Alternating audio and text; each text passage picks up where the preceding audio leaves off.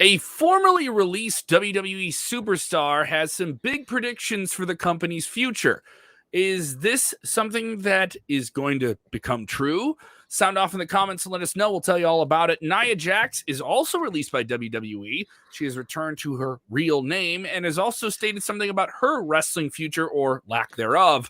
Speaking of women that are on top of the wrestling game right now, Becky Lynch. Is she no longer a villain? We'll get into all of it on today's Sportskeeda Wrestling top story of the day. You share that link or you stink. Watch out, watch out, watch out, watch out! Watch out, watch out, watch out, watch out, watch out. I pity the fool. I pity the fool, Jeremy Bennett, who don't share the link or they stink. Watch out, watch out, watch out. That is Jeremy Bennett in Nebraska, if you ask you, and you can find me in Chicago, Illinois, the best wrestling city in the world. WWE is in the greater New York, New Jersey area, running a brand new arena tonight. We'll talk about the weird ticketing situation with that as it compares to All Elite Wrestling, because there isn't a day that goes by in wrestling media without wrestling tribalism. We will get into this story, though. We did tease it off at the top here. Ty Valkyrie with some stern words that really stirred the pot on the internet today. Hit the like button. Let us know what you guys think. Sound off and get on screen if you guys have a take here. For our new viewers, tell us where you guys are watching from live or listening on the podcast. Thank you guys so much on the podcast side of things. You've put us on the charts in over 6 different countries. We're on the wrestling podcast charts on Apple, so thank you so much. The United States, England, Australia, Canada, Ghana, Ireland, and more. Thank you so much. And Philippines, very much. Thank you. Philippines got us on the sports charts, Jeremy. On the sports charts, right next to ESPN and stuff like that. I told you. Got to run for mayor. I'm gonna run for mayor of Manila. That's my you guys like my podcast, like me to the office. Thank you guys so much. We got some diehards with us, but let us know if you guys are watching here from there. The comment here from Ricky is saying sell. So fight.tv in all let me clear this in all objectivity. I do content on Fight TV. I worked this past weekend for AAW. And I work on screen for them, so this isn't anything involving Fight.tv here. I do have to say, though, that they put out a tweet. They enjoy just kind of talking to wrestling fans because they sell a lot of wrestling content and pay-per-views. And they put out this tweet this week saying, what do you think is going to happen to WWE in 5 years? Something I just learned was that tweet's been deleted. The tweet has been deleted. I wonder why. Maybe because Fight airs WWE pay-per-views internationally. So maybe because it got a little attention. It got a little attention, but here's the thing. We'll get into it here, but let's cover the whole story here. Shout out to Tyron and Cotton Hill. Shout out South Africa. Hope you guys are doing well down there. All right. So we have this tweet though. Where is WWE in 5 years? Give me a prediction about where WWE is in 5 years. That's a fun thing. Like who's gonna win the Royal Rumble? We're gonna be talking about that for the next 2 months, right? Yeah. So I don't mind that. And now this sparks all different types of conversations. And there is an all-time. What have I told you is the coolest thing in wrestling right now, Jeremy? What is the coolest thing in online wrestling conversations right now? Tribalism. Not tribalism. Blindly and aggressively trolling WWE. All right. And mind you, WWE's probably earned some of this with releasing a bunch of talent, right? They've gotten some flack. But they have a whole bunch of big stuff coming up. Royal Rumble, WrestleMania, still going to be there. And they're going to be there the year after and the year after that, right? But you have people predicting the company's doom in this Twitter thread. And it just becomes this thing. And you have some people saying, oh, they're going to fall apart and this company's going to do this. And you have some people wishing death upon executives in the company. If only this person would die, it would be in this better spot. And if this person was to die, this person, and it was kind of really weird and morbid.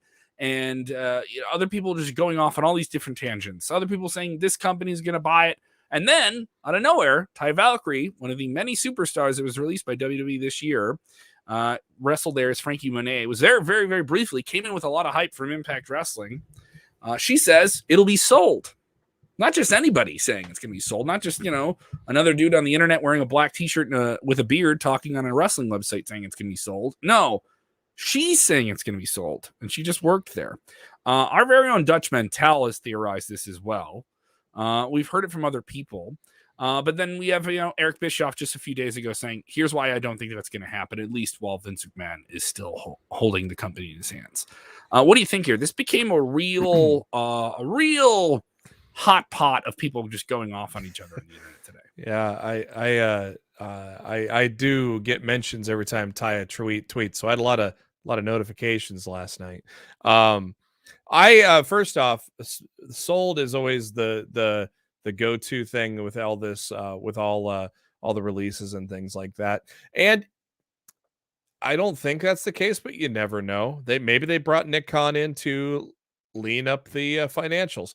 Maybe they are selling. I don't know. I don't have any inside information on that. I am not 100% sure. I don't think they're going to sell, but you never know. When you look at it from a different point of view, why did they bring Nick Khan in to just axe everybody? Maybe they are. I don't know. Maybe they're making the books look a lot better for a sale. I don't know. The whole point of this tweet, though, to put it in perspective for people watching, it's pure speculation. It's no different than if you and I put it out there, or we get questions and we speculate on something. Now, we'll report on it. I have no problem speculating. WWE would be worth a lot of money to anybody that bought it. It'd be worth a lot of money. It has a dedicated fan base. If it just stopped touring, you would still have all of that archive that people would want. If WWE was just done, you'd still have people that want to pay $10 a month to watch the archives. Like a lot of people would still do that. Obviously, this comes from, someone where both members of her household got cut right before the holidays. So obviously, she's kind of has a biased opinion on that. So, I don't think she has any sort of inside information or anything. I think she just put that out there because she is, rightfully so mad at the WWE. Other people chiming in with their thoughts. I bet it will if Vince don't leave. Well, Vince is not going to leave WWE. Here's the interesting thing. What are those television contracts going to be worth when they come back around again, when they haven't really seen a return outside of SmackDown? They haven't really seen a huge return of viewership, especially on the here's Raw why side. that's a null point. Television in general isn't the same. It's a deflated market. So when people say, oh, those numbers aren't what they were 10, 15 years ago, nothing on television is. Well, no, I'm not talking about. I'm talking about compared to when those contracts were signed, compared to when they're getting renewed. Yeah, but it's also the market isn't what it was when those contracts are signed. So you're getting those deals based on what the market is when you're going into that deal. So you think they're going to get that kind of deal again? I think they'll get something around it. I don't think they may not get that deal, because they have the pirate ship. If they wanted, they could pull the plug and go have their own network. Yeah, and what would that be worth to them? Maybe not the same thing, but they need the spine of television. They need to have major media distribution to be the type of product they want to be. Could they survive and still run arenas and still sell stadiums without it? Yes, they could. WWE could survive without television, without a major TV partner if they wanted to. Do I think they're going to do that? No, they're not going to do that. What's their most profitable thing right now through the whole pandemic? It was television contracts, and they maintain their TV deals. I also think with a lot of the pandemic, Fox can say all right, we had the pandemic. What were we going to do? What were other major sports leagues and major entertainment outfits like this dealing with that WWE had to do the same thing? And look how they adapted. They did as much as they could, some people would say it isn't as great. I'm just not talking about the quality. I'm talking about maintaining a certain level of production and different things like that. Thunderdome, they spent a lot of money on that. And they probably incurred a lot of different costs and stuff like that too. I mean, they probably leased out a lot of that stuff though too. So you never know, and how that worked out here. But where's the company going to be in 5 years? Who knows? It's so hard to say. I do think this thing is being set up for, John Porter says, for Stephanie and Triple H. I think this McMahon stay in this company. If someone else buys this company and a McMahon isn't involved in it, that's a bad idea. You know what I mean? This is the scale of this thing and the way it is and the lineage of it has to be tied to its future, even if because I don't think fans even diehard fans, even fans that are critical of it, they would want a McMahon involved in its future. If we're getting hypothetical, we're doing the speculation stuff. I mean, it's been going on since WWF. McMahon's been involved. It's weird though, because you always have heard things over the years of where it may not go to Triple H and Stephanie, and obviously Shane doesn't want to. It may not go to them, but I think some of those people are going to be involved in it. Yeah. So they, I don't think know. that's it. It's interesting to see what the future really holds for the company, considering what is going on with unprecedented number of releases, and what they're doing. It's going to be real interesting, especially when those TV deals are done, where the company's going to go from there. Joseph saying, as far as Nick Khan, it's obvious that he's streaming WWE. Streaming WWE, so when right price comes, they will sell. Well, you got to put a sentence together there, Joe. So, do you think this whole thing's just a setup? It's just a big $1 billion buildup to buy to sell the whole thing out. I don't know. I don't think so. I don't think it's out of the question. I'm not saying it's the likely answer, but I'm not saying it's out of the question either, just because they've never done this type of layoff before. And you got to wonder. But they never hired this many people in a short period of time either. Yeah. The roster's never been that big either. It's never, ever been that big. So that's the part when you tell people that, like, what do you mean? I was like, they've never had 3 brands, or at least active as this, And they tried to keep talent from AEW. Sure. That was clear when they did re-signings. And when they didn't have to go and do house shows, they couldn't maintain the roster. Wasn't a justified expenditure. Yeah. They're a public company, guys. There's a way different pressure on them with the amount of money they spend. Way different pressure on them. And for everyone saying, oh, everyone gets a better deal in AEW. Not everyone is signed to AEW. Even people that are contracted there can go and do other things. And do they make more money than they would just being an independent wrestler? Yeah, they do. But there's also, I can tell you from having some insight in it, not everyone there is making gigantic amounts of money. Not everyone there is making low-level WWE money. There are certainly some people that are doing very, very well for themselves and being compensated very well and have a nice platform to work on. And there's other people that have a pretty sweet deal, decent deal, better than, but not what you think it is, and I'm not at freedom to share all that.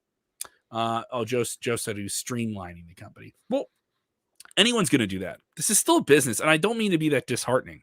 I don't want those people to lose their job. WWE has more than enough space here to keep this thing going and hire a bunch of people. But someone comes in, someone has stroke, someone can clean the company up. And who knows? Maybe it goes the other way and they start hiring people back like crazy. That's happened before too. That's happened before, like especially when they brought in NXT. No one thought they were going to hire that many people. And we're just going to keep a few people. It'll be like OVW. It won't be this huge, developmental farm. And then it becomes almost like a AAA NCAA to NFL type thing. It became that, in some ways it is too. Michael with a comment here. The pandemic changed the current state of professional wrestling as a whole. Every federation's had to make some cuts to survive to the next year. You know what, Michael, that's a fair, very broad observation. But I don't think it's off. We saw what happened to Ring of Honor. AEW made changes. New Japan had some very, very challenging problems in Japan. And we just learned today with the Omicron, the new variant coming through here, that Japan, which has some very, very strict COVID regulations, is shutting off the country. So you're not going to have any, we don't know how long you're going to have it, but I guarantee you're not going to see a lot of big name American talent come in through that swing for those 3 big Wrestle Kingdom shows that always happen in early January, which are run in stadiums. Will those shows happen? And there's a lot stricter regulations here too. So it's so hard to say here. Well, I think with that, I think it's because they're hopping on it now where they didn't hop on it with the Delta variant. Yeah. So. And it's a different time. It's also, cold and flu season. So let's jump into our other stories here. Remember to subscribe to Sportskeeda Wrestling if you've not done it already on YouTube. If you're out with us on Facebook, make sure you turn your notifications on so you know exactly when we go live. Nia Jax, one of the many names released from WWE. What's the latest on her? She is kind of bearing her soul and firing off on the trolls online as well. A lot of people just getting into it today online, but she's kind of shared a little bit kind of clarity on her wrestling future or lack thereof. On Twitter, she posted this morning, actually, early this morning on Twitter, under her real name, Lena Fanani. I don't know how you say the last name, to be honest with you, but we'll go with Lena. She says, Lena is my real name. It's not another ring name. It's just my name given to me at birth. Calm down, trolls. In all fairness, opponent Crippler would be a solid front runner if I ever decide to wrestle again.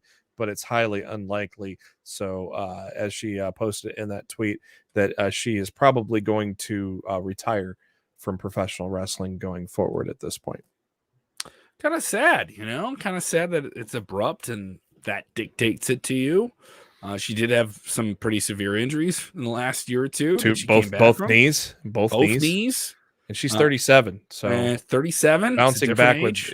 bouncing back. And this is no reflection of her. It's a larger person, getting back from those injuries at a larger size. It's just not easy to do. It's something we've seen Big Show do, but it's kind of held him back from doing some more things, more surgeries you come back from. You have to be a little bit more picky choosy. I wouldn't put it past her for coming back to WWE for a spot here and there in the future. Yeah, I don't know. Yeah, it's kind of weird because when you type in her name, and then there was a Bleacher Report saying that she changed, that's her new ring name.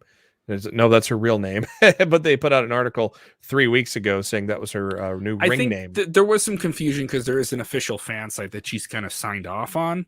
Yeah. That changed the whole setup of that website and changed their URL. So there was some confusion even amongst some of her fans, and then the trolls will hop into it as well. Jimmy Corderas, veteran WWE referee who is doing quite a bit with his own reffing rant. Great guy, Jimmy Corderas, with WWE for a long time, with some insight on Becky Lynch's future. What is he saying? Mm-hmm. He recently spoke with our friends at Wrestling Inc. and believes that Becky is going to be turned back to a babyface in the near future. Odd, considering the timing. It's only been 3 months since she's been back. The original plans were for her to be heel. Jimmy talked about the promo that she cut after Survivor Series. He goes, "That's how I felt. The promo at the end felt so genuine, and you felt the emotion coming out of Becky. That's what makes me question, will they be going forward with this? Is WWE saying, listen to the fans and not accept Becky as a heel? Regardless of what she does, they're going to cheer her. So let's go back to her being the loved superstar that she was before. This may be this... So maybe this is transitioning her back to the babyface role. The fans, let's face it, they want a babyface Becky. That's the feeling I got from her because I felt sorry for her. Listening to her talk about Charlotte, the betrayal and the backstabbing and whatever it was that went on, the babyfaces are the ones that gain sympathy, not the heels. So a very good point from Jimmy based on that, especially that emotional interview that we had on the digital only after the match type of deal that you see on Twitter. He also talked about how everything leading up to that match, the shots back and forth, it got him invested, and basically just kind of proved that this was the most anticipated match on the card. And so, I don't know. I think she is a Stone Cold Steve Austin. They're going to cheer whatever she does. So let's just make her a tweener and DTA. Yeah, I'm okay with that. Yeah, she certainly has the vibe to do that, and to be a very passionate character. I don't think you can say that Becky Lynch is anything short of passionate. So that would be exciting to see what she does. WrestleMania season is coming up. I think Becky Lynch needs to have a big match at WrestleMania, and she needs to maybe be the character that can run into WrestleMania, but she's got a belt doing it right now. Does someone get that belt off of her and she gets it back at Mania? Wonder how Ronda you do some interesting feeling. things with Becky right now. Wonder how Ronda Rousey's feeling right now. Wonder if she's itching to come back. Maybe I think a Ronda Rousey Becky Lynch match would be a hell of a bill for. I think that's what we need for WrestleMania. I don't know what else really on that Raw roster. You could do her and Asuka. You can do a lot of different things. Whatever. Yeah, if she's coming back. Yeah. You got. I'm going to say this match with Charlotte really set Becky up for a big WrestleMania season. She's already one of the biggest stars, but I mean, this really gave her a clean lane, I think, into WrestleMania season. And the fact that people are saying like, hey, let's just flip her back to babyface, or at least give her a tweener role, I'm okay with that. I don't think everything has to be, flipped up there. Is this Wrestle Zone? No, it's Wrestling Zone. Thank you so much. Wrestle Zone. There we go for the people who've watched me on screens too long. What do you think here? Becky Lynch, WrestleMania. What do you got going on? What do you do? I would say Rousey if he can get her. That's got to be the match. Depending on how you book Alexa Bliss when she comes back, because I don't think Bliss is going to be out for too much longer. Other than that, you got Rhea Ripley. If you can book her well as a heel, which I think they could. She's been a heel before. I think he could do that. Obviously, got to see what happens with Liv Morgan as well, because right now Liv is a babyface, and so you got to see how that eventual match plays out as well. I honestly think it just it just has to be. Hopefully Rousey comes back, because I think that's going to be the most intriguing thing for this WrestleMania. I agree. Brian Hansen, WWE is really hard to watch. Well, they're going to have a lot of things for you to watch tonight on Monday Night Raw. If you're with us, we are airing this before Monday Night Raw. We stream live every Monday through Thursday in the 5 p.m. Central, 6 p.m. Eastern hour. Tonight's Raw is pretty stacked. Understand. And we will have Edge. This will be Edge's first return to the company since defeating Seth Rollins in a fantastic Hell in a Cell match. One of the best WWE matches of the year at Crown Jewel. I know it's weird to say there was a great match at Crown Jewel, right? That was a good pay-per-view, though. It was a good pay-per-view. Whether or not people want to admit it, it was a good pay-per-view. And what do you do with Edge now? We're talking about what to do with Becky Lynch. Edge comes back. He's clearly going to re-enter a new program here. Yeah, WWE tweeted out, who do you want to see him wrestle? And, actually, I'm sorry, it wasn't WWE. It was our own Sportskeeda wrestling. I thought WWE did that, but nope, our own SK Wrestling _ did that. Who do you want to see? You got AJ Styles, Big E, Finn Balor, Kevin Owens, Damian Priest, Bobby Lashley. I don't know. I'm wondering if it's somebody not listed there. I don't know. Maybe just big old Swerve or Rooney. I don't know who else, I don't know. Does he walk right back into the title picture? I think here's the thing. We got a couple options here that are interesting that you just named there. But I'm of the thought you got to do something fresh with him. Yeah. You did him and Seth, which you haven't done before, right? Seth still hasn't cashed in his contract yet, has he? No, he's not. So I don't think it's going to be Big E then. Mm-hmm. But I do think you're going to have Edge a part AJ. Of AJ would be great. Ooh. AJ would be great. I would love to see AJ in an Edge, something we haven't seen. Two veterans, but never done it before, right? Could be really, really cool. I could be on board for that. And they kind of almost doing his own thing with AJ as kind of his backup. I think it's okay if they're a pair, but they don't have to be a tag team, right? Yeah. So they could give him a lot of freedom to do a lot of different things. Let us know in the comments you guys feel about it here. It ain't going to happen, but I would love to see him and Montez Ford have a 15-minute match. If you ever got to see something on a house show, I don't think you see Edge wrestle any more house shows, but here we go. Todd Laney had a question here in the chat. I'm trying to find it. Todd was asking, when are more WWE superstars going to get released? We don't know. We don't know the rhythm and the role of that. We thought it was done until the last set came out we don't Saturday. know the role of that. And that came a couple weeks after another big batch of releases. And this is, over 75 superstars released this year alone. And we had many, many more released last year in 2020. So WWE's definitely streamlining the rosters and seeing how they can do these rosters without it, especially as kind of NXT goes back into a, much more developmentally focused version of itself. It's also worth noting NXT ratings are stronger recently. Their ratings have climbed up here quite a bit, and they're kind of sustaining themselves. So it's interesting to see that the Tuesday move is a long play that is going to work out for that brand. Go home show on Tuesday. Go home show tomorrow night. Yeah, so it'll be interesting. And of course, we have War Games coming up this Sunday. War Games. We'll be here. School. I like that storyline. I enjoyed that storyline. I thought that was a cool idea that we got. I do too. Yeah. We'll be here. We'll be here after that. Yeah, we'll be covering that live. We'll have a live show over that. JDE says save that Edge Styles match for WrestleMania. I agree. All right. Well, we're getting something big here. This day one pay-per-view coming up on New Year's Day. They're going to have something big on it. So I'm thinking Edge is going to set something up for that, or maybe something for the Royal Rumble. So we'll see what happens here. Thank you guys so much for supporting the channel. Have you hit the like button? Have you subscribed yet? Have you commented yet? If you're listening on the podcast side of things, thank you guys so much. I hope you guys enjoyed it here, the daily fix of wrestling that we give you. Remember, Vince Russo is with us every Monday night after Monday Night Raw, bro. You can also check out the Writing with Russo that he does, a great feature he does on our channel. We're also adding more solo features with myself and Rick Uccino on our Instagram. You can check those out as well. You can follow me on the Twitter machine at Kev Kellum. Dutch Mantel, by the way, also with us Friday nights after SmackDown and Rampage. He had a lot to say about SmackDown and the setup of Jeff Hardy and Roman Reigns here. And, Jeremy, what about you, buddy? What do you got going on? Let's wish Rick Ucchino well as well, as he publicly announced that he'll be stepping back and going on his own a little bit at the end, the beginning of the year. We'll milk him. We'll milk the Rick for all we can get out of him. He says well, of course, he'll stick around he says he's going to stick around for Smack Talk, and he's going to stick around to defend that belt. I don't know, man. Maybe we should strip him of the title.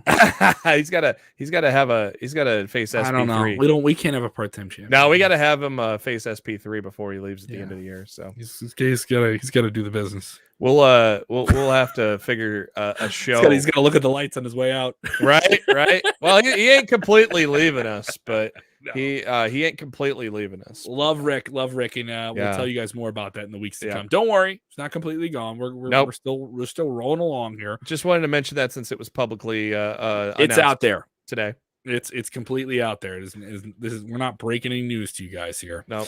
Thank you guys so much. If you haven't done already, hit that like button. Remember, watching wrestling, do the most important thing.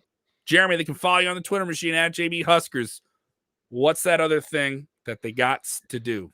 You got to enjoy wrestling just like the great LA Knight. Yeah.